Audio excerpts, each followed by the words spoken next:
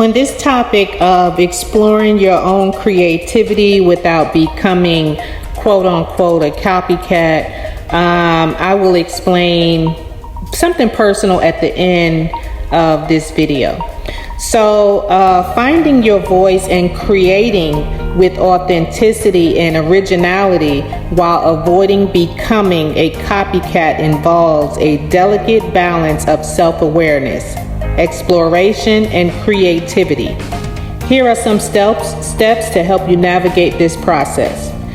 So number one here, it has know yourself. Take time to explore your interests, passions, and values. Understand what sets you apart and what makes your perspective unique. Embrace your individuality and let it shine through in your work. So you'll hear sometimes people say they're copying off of me, or people will copy off of other people. I mean, the exact, wear the exact same color, move their lips the same way, act like they're going through the same experiences, situation for situation, word for word. But it's can be difficult to explore yourself and figure out how you as an individual, without reinventing the wheel, you as an individual, what can you bring to the table on that particular topic without plagiarism or things of that nature. Study your influences is the next one. While it's important to draw inspiration from others, be mindful not to mimic or replicate their work. Study the artists, creators, and innovators who inspire you, but focus on understanding their techniques, processes, and philosophies rather than imitating their style. And then also, just taking things from them to, I don't know. Let me continue to read. I'm learning as well. Number 3, experiment and explore. Allow yourself the freedom to experiment with different mediums, techniques, and styles. Take risks, make mistakes. And they say, don't be that perfectionist, and you'll see a whole lot of mistakes on my videos, and definitely not perfect, trust me. And learn from your experiences. The process of exploration will help you discover your own voice and, just be aesthetic. Number 4 is trust your instincts. Listen to your inner voice and trust your instincts. Don't second guess yourself or try to conform to external expectations. Just because someone expects you to be a certain way, someone expects you to talk a certain way, someone expects you to look a certain way. You can find that certain way within you. Stay true to your vision and creative intuition, even if it means taking unconventional paths. The next one is find your niche. Identifying your unique strengths, interests, and areas of expertise. Focus on cultivating your niche and developing a distinct voice within your chosen field or industry. And the way I would say this, talking about it from my experience, is you just gotta do something every single day, and you don't know what you're doing, you don't know how you're going to do it, and eventually something will come out of it, especially when you have either little to no experience, or if you have a whole lot of experience. So by doing something that your mind and your soul tells you to do, that feels good to you, eventually something to come out of it and start, you'll start listening to that gut feeling, that intuition, and something to develop from there as far as your niche, your passion, what you love to do. Even if you wasn't making money from it, you're going to continue to do it. And even if you are making money from it, it just excites you so much. The next one is collaborate and connect. Surround yourself with a diverse community of artists, creators, and collaborators who can provide support, feedback, and inspiration.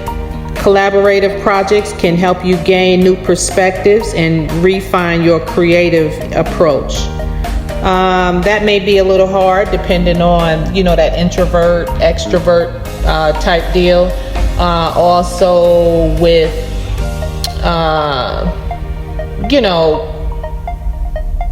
being able to accept rejection, or being able to know how to accept, when someone says yes. So that could be a difficult one. The next one is stay curious and open-minded. Cultivate a mindset of lifelong learning and curiosity. Stay open to new ideas, experiences, and influences. Be willing to adapt and evolve as your creative journey unfolds.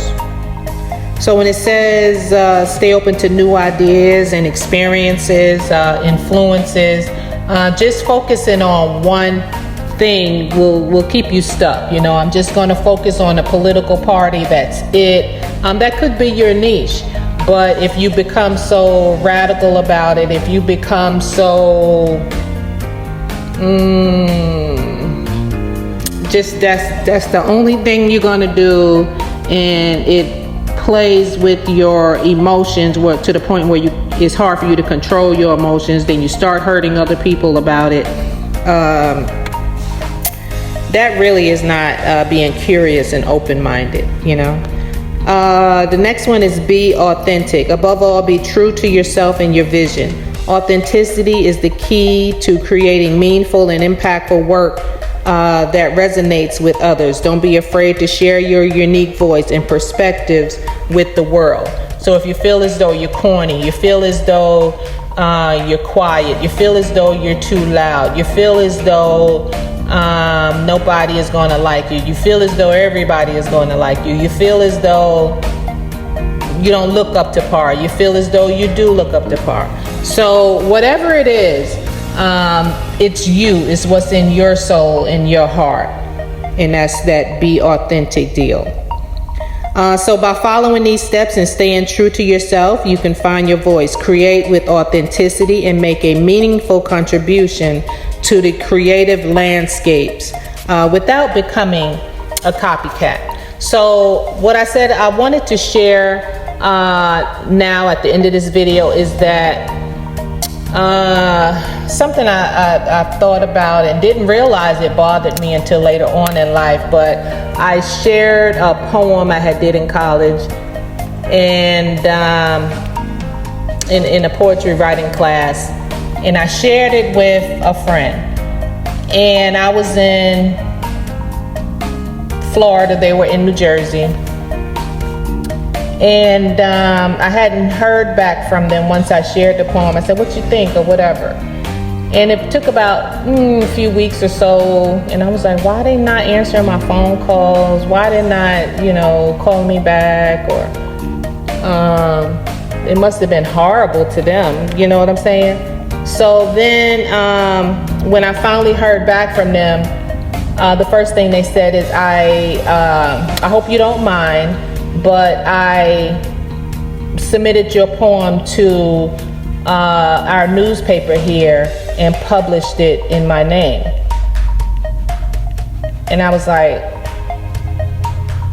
okay, I mean, all right, no problem.